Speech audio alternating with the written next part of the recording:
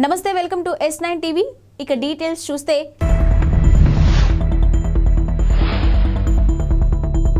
హైదరాబాద్ కు CM Revanth Reddy airport నుంచి నేరుగా అసెంబ్లీకి.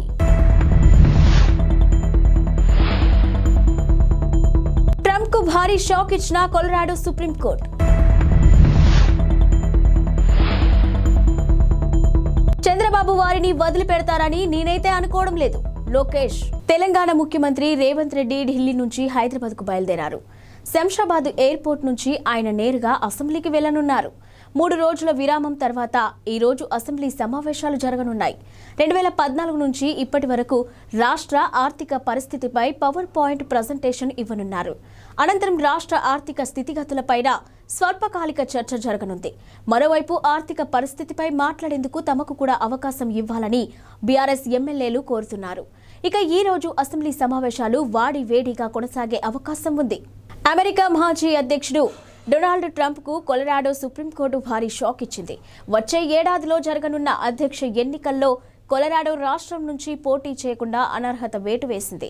ఇక 2021 జనవరి 6న యుఎస్ క్యాపిటల్ పై ట్రంప్ మద్దతుదారుల దాడి నేపథ్యంలోనే ఆయనపై నిషేధం విధించింది. ఇక అమెరికా రాజ్యాంగంలోని నిబంధనల ప్రకారం దేశ అధ్యక్ష పదవిని చేపట్టేందుకు ట్రంప్ అనర్హుడని కోర్టు ప్రకటించింది. ఇలాంటి తీర్పును ఇవ్వడం దేశ చరిత్రలోనే ఇదే తొలిసారి కావడం గమనార్హం. అయితే ఈ తీర్పుపై అమెరికా సుప్రీంకోర్టులో అప్పీల్ చేసుకునే అవకాశాన్ని ట్రంప్కు కొలరాడో సుప్రీంకోర్టు ఇచ్చింది. కొలరాడో కోర్టు తీర్పు ప్రభావం వచ్చే ఏడాది మార్చి 5న జరగనున్న కొలరాడో రిపబ్లికన్స్ ప్రైమరీ బ్యాలెట్ పై మాత్రమే కాకుండా నవంబర్ 5న జరిగే ఎన్నికలపై కూడా తీవ్రంగా ఉండబోతుంది. వచ్చే ఎన్నికల్లో విజయం సాధించి అధికారంలోకి వచ్చిన వెంటనే జగన్ యొక్క ప్రభుత్వ పనికిమాలిన విధి విధానాలను రద్దు చేస్తామని తెలుగుదేశం పార్టీ జాతీయ ప్రధాన కార్యదర్శి నారా లోకేష్ పేర్కొన్నారు. ఆయన చేపట్టిన యువగలం పాదయాత్ర 226 రోజుల పాటు కొనసాగింది. విజయనగరం జిల్లా భోగాపురం మండలంలోని పోలిపల్లి వద్ద నేడు ముగింపు విజయోత్సవ సభ నిర్వహించనున్నారు. దాదాపు 6 లక్షల మంది దీనికి హాజరయ్యే అవకాశం ఉంది. యువగలం క్యాంప్ సైట్లోనే ఉన్న ఆయన ఈనాడు ఈటీవీకి ఇచ్చిన ఇంటర్వ్యూలో పలు అంశాలను ప్రస్తావించారు. తన పాదయాత్రకు ప్రభుత్వం అడుగడుగునా ఇబ్బందులు పెట్టిందని లోకేష్ ఆగ్రహం వ్యక్తం చేశారు. ఇక పాదయాత్ర ప్రారంభం కాకముందే జీవో 1ని తీసుకొచ్చిందని, మైక్, వాహనం, సౌండ్ బాక్సులన్నీ లాక్కున్నారని ఆవేదన వ్యక్తం చేశారు. ప్రజల దీవెనలే తనను నడిపించాయని అన్నారు. ఎండా వాన అన్నింటికి తట్టుకొని పాదయాత్ర చేశానని, శని, ఆదివారాలు, పండుగలు, పబ్బాలు చూసుకోలేదని తెలిపారు. తన పాదయాత్రలో ప్రజల్లో మార్పు వచ్చిందని, కుర్రోడు కష్టపడ్డాడని, సమాజంలో మార్పు తీసుకురావాలనుకుంటున్నాడని జనం మాట్లాడుకుంటున్నారని అన్నారు. ఇక వచ్చే ఎన్నికల్లో తెలుగుదేశం ఘన విజయం సాధిస్తుందని ఆశాభావం వ్యక్తం చేశారు. బీజేపీ కురువృద్ధులు అద్వానీ, మురళీ మనోహర్ జోషిల ఆరోగ్యాన్ని దృష్టిలో పెట్టుకుని వారిని అయోధ్య రామాలయం ప్రారంభోత్సవానికి రావద్దని కోరామని శ్రీరామ జన్మభూమి తీర్థక్షేత్ర ట్రస్ట్ వెల్లడించింది.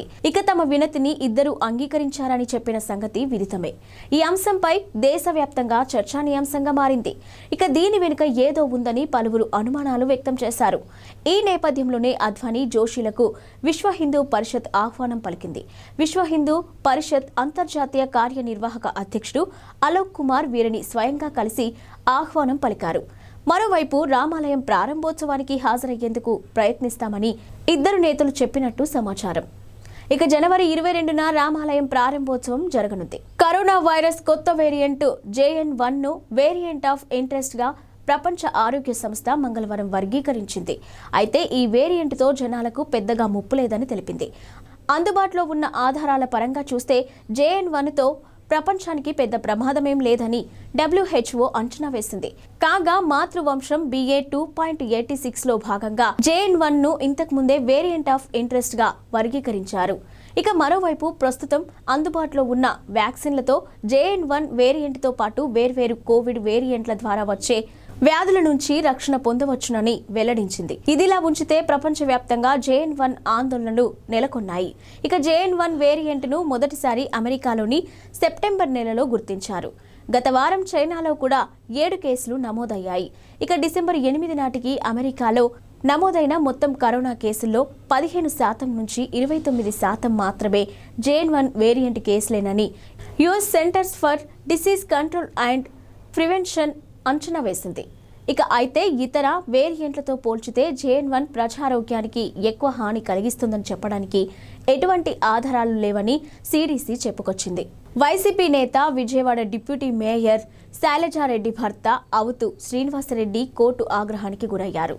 2015 నాటి కేసులో మంగళవారం కోర్టు వాయిదాకు వెళ్లాల్సి ఉండగా తనకు బదులు డ్రైవర్ను పంపించారు. దీంతో ఆయనపై జడ్జి సీరియస్ అయ్యారు. పర్యవసనంగా ఆయన క్షమాపణలు చెప్పాల్సి వచ్చింది. శ్రీనివాసరెడ్డి మంగళవారం కోర్టు వాయిదాకు హాజరు కావాల్సి ఉండగా వ్యక్తిగత డ్రైవర్ మురారిని పంపించారు. కోర్టు గుమస్తా నిందితుల పేర్లు పిలవగా కేసులోని నిందితులతో పాటు మురారి కూడా కోర్టు హాల్లోకి ప్రవేశించాడు. అయితే వయసు వ్యత్యాసంతో పాటు అతడు తడబడుతుండడాన్ని కోర్టు సిబ్బంది గమనించారు. అనుమానం వచ్చి ఆరా తీయడంతో అసలు విషయం వెలుగు చూసింది. తాను శ్రీనివాసరెడ్డిని కాదని డ్రైవర్ మురారి అని అంగీకరించాడు. దీంతో జడ్జి గాయత్రీదేవి ఆగ్రహం వ్యక్తం చేశారు. శ్రీనివాసరెడ్డిని కోర్టుకు పిలిపించారు. న్యాయస్థానాలంటే ఆషామాషి అనుకుంటున్నారా అని ఆగ్రహం వ్యక్తం చేశారు. మరొకరిని పంపించడం ఏంటని నిలదీశారు. ఏదైనా ఉంటే న్యాయవాదికి చెప్పాలి కానీ ఇలా చేయడం ఏంటని ప్రశ్నించారు. అనంతరం శ్రీనివాసరెడ్డితో సంజాయిషి లేఖ రాయించి పంపించారు. దుబాయ్ వేదికగా మంగళవారం ముగిసిన IPL 2024 వేలంలో సంచలనాలు నమోదయ్యాయి. ఫ్రాంచైజీలు కోట్ల రూపాయలు కుమ్మరించి మరీ ఆటగాళ్లను దక్కించుకున్నారు. తక్కువ బేస్ ధరతో అందుబాటులో ఉన్న పలువురు ఆటగాళ్లను కేవలం 20 లక్షల బేస్ ధరతో ఉన్న ఓ కుర్రాడిని గుజరాత్ టైటన్స్ ఏకంగా 3.6 కోట్లు పెట్టి కొనుగోలు చేయడం దేశవ్యాప్తంగా సంచలనంగా మారింది. వేలంలో అందరి దృష్టిని ఆకర్షించి రికార్డు స్థాయికి ధరకు అమ్ముడుపోయిన 21 ఏళ్ల ఈ కుర్రాడి పేరు రాబిన్ మించ్. టీమిండియా మాజీ కెప్టెన్ MS ధోనీకి వీరాభిమాని అయిన రాబిన్ మించ్ జార్ఖండ్కు చెందిన గిరిజన యువకుడు.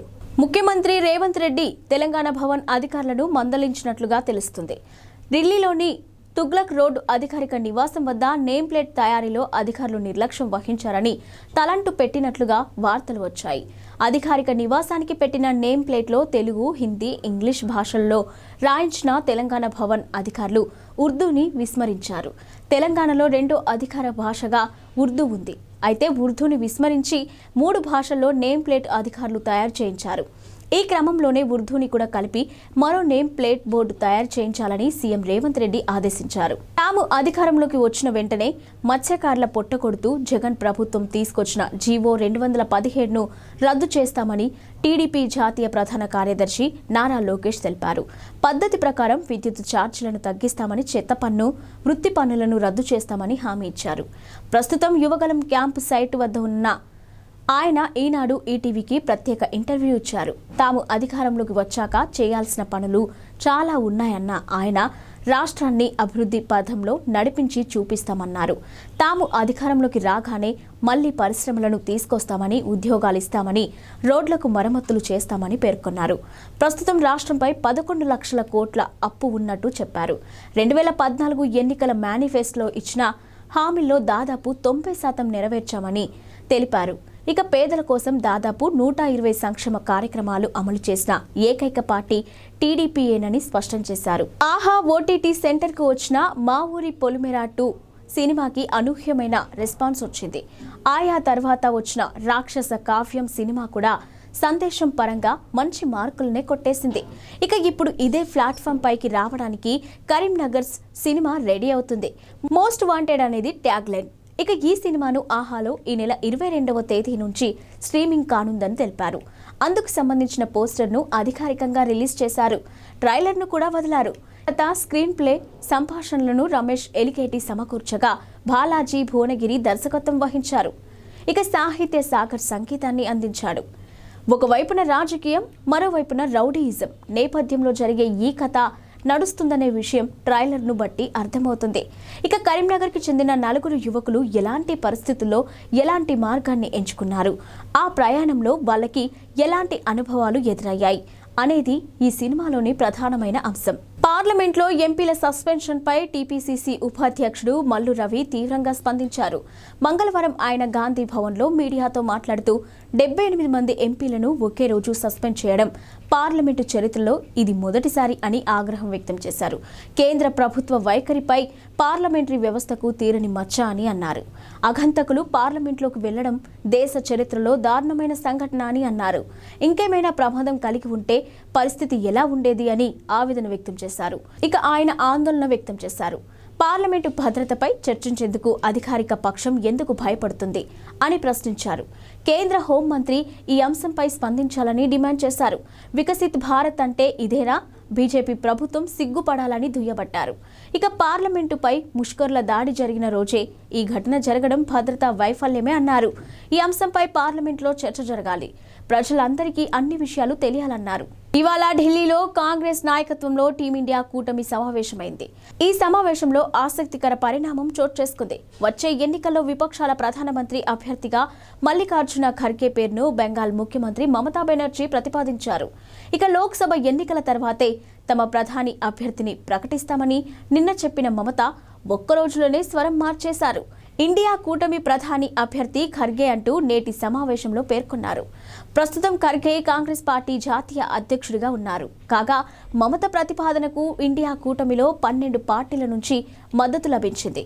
అంతేకాదు ఇక ఊహించని రీతిలో ఢిల్లీ సీఎం అరవింద్ కేజ్రీవాల్ కూడా ఈ ప్రతిపాదనకు సానుకూలంగా స్పందించారు. దేశానికి తొలి దళిత ప్రధానిని అందించేందుకు ఇదొక మంచి అవకాశమని కేజ్రీవాల్ పేర్కొన్నారు. కర్ణాటకకు చెందిన మల్లికార్జున ఖర్గే దళిత వర్గానికి చెందిన వ్యక్తి అని తెలిసిందే.